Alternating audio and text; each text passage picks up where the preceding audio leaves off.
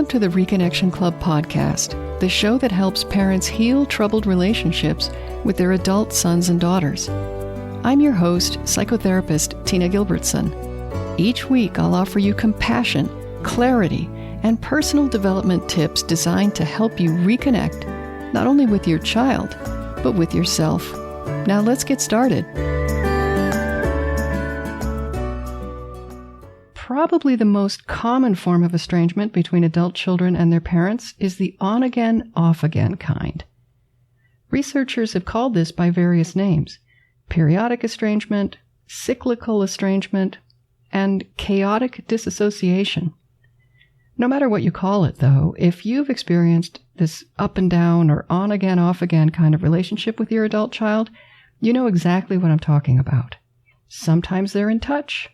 They answer your texts. They may even get together with you. Things seem to be going okay until they aren't. And then, before you know it, the relationship seems off the rails again and communication just stops. Why do these cycles happen? And how can you bring the pattern to an end? Well, that's a pretty big topic for a humble podcast episode, but I'll do my best to provide you with some practical pointers here. For much more in-depth coverage, though, of what goes into a working parent-child relationship and how to make that happen, please see my upcoming book, Reconnecting with Your Estranged Adult Child. If you're familiar with my PDF, the Guide for Parents of Estranged Adult Children, that I sold through my website for the past 5 years, the new book is the updated and expanded version of that guide. I'll put a link in the show notes where you can pre-order the book if you're interested. The show notes are at reconnectionclub.com/28, and the new book is called Reconnecting with Your Estranged Adult Child. It's not the most imaginative title, but it's descriptive. Anyway, let's talk about why adult children come and go in their parents' lives. The most basic reason for voluntary estrangement, as I've mentioned on this podcast before, is self-protection. There's something about the relationship that the adult child finds painful or disappointing or otherwise less than pleasant, and they want to distance themselves from that dynamic.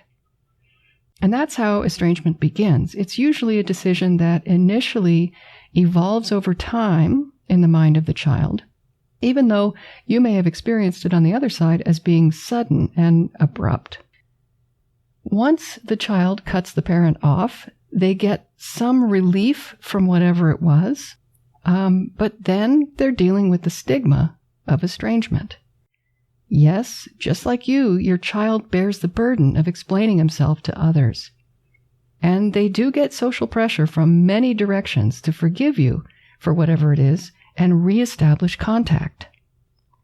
They may also just miss you, miss being part of the family, miss having a parent to rely on, and they might even feel guilty for cutting you off. All of this creates pressure for them to get back in touch and try again to have a satisfying relationship.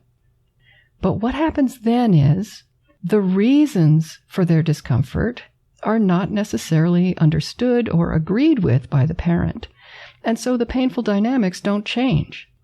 Eventually, the painful aspects of the relationship wear the child down again despite their attempts to cope, and at some point they feel the need for another break from the relationship. If this happens enough times, the estrangement could actually stick eventually. So if you're experiencing this back and forth with your child, it's important to try to break that pattern as soon as you can.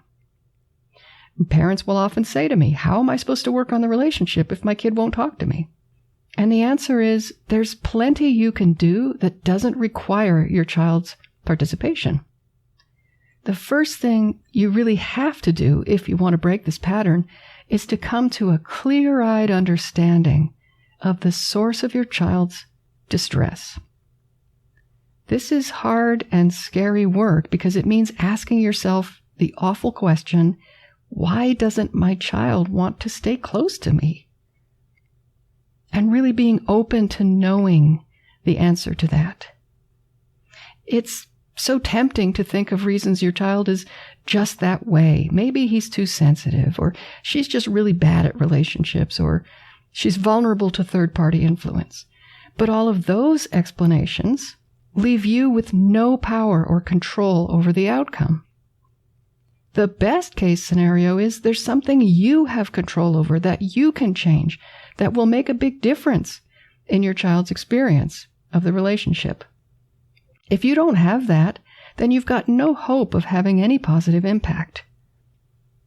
It takes tremendous courage to be vulnerable and say, what can I do differently today in my relationship with my child? But I find that most parents who are up for that challenge can find plenty of clues as to the difficulties. They don't need an explanation from the child. They don't need to have a conversation. There have been lots and lots of times before, hints dropped. Lots of information has come over the years from the child. Some parents have told me, for example, that they've always had a difficult relationship with their child.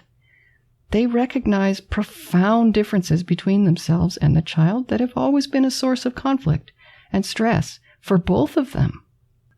Others tell me how close they were to their child in the past, that they may have relied too heavily on the child for companionship, love, visibility, or other emotional needs. Still, other parents say they were always concerned because their child had challenges, whether it was a learning disability, a health challenge, or social or emotional problems. And parents' concern can be easily misinterpreted by children as disappointment, disapproval, and criticism.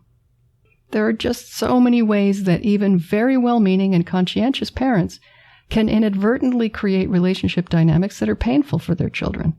There's no shame or blame in that. The only irreversible mistake you can make is to refuse to acknowledge dynamics and behaviors that may be hurtful or unpleasant for your child. Once you've really sat down and thought about this and can think of some reasons for your child's pain, then you have all the power you need to address it. For example, if your child accuses you of criticizing her, you can reflect on your interactions and change the behaviors or words that come across that way to her. If you can get your OnAgain OffAgain child to see a family therapist with you, the therapist can help your child express his needs more clearly to you and help you both develop better ways of being together. So the way to break the OnAgain OffAgain pattern of estrangement is to understand and address the problem or problems that drive your child to abandon the relationship over and over again. Because it is just one set of problems. It's not something new every time. And if it seems to be a moving target, then you'll want to look for recurring themes. Again, many of the problems that cause estrangement are addressed in my forthcoming book, Reconnecting with Your Estranged Adult Child. Look for a link to that book in the show notes. It's scheduled to come out on April 28th, 2020, but you can pre-order it today.